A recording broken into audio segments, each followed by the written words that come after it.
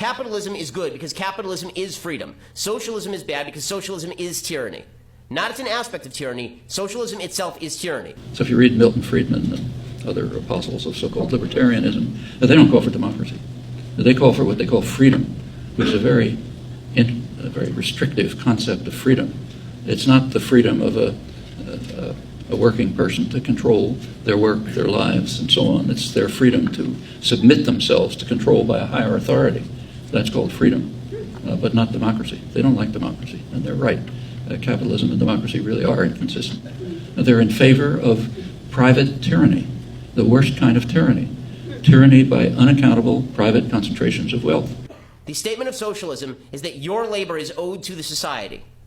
The notion of socialism is that you do not own your own freedom. You do not own your own time. You do not own your own labor. You do not own your own work. You do not own the products of your own work.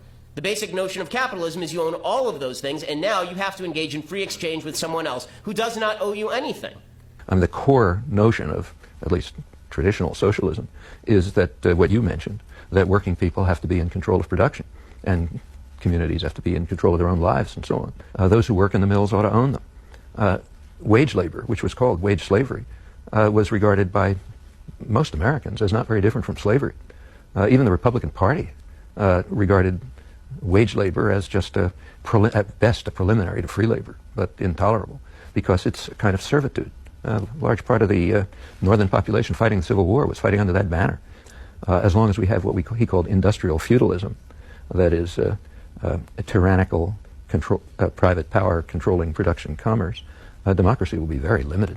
We have to move to what he called industrial democracy if we hope to have significant democracy.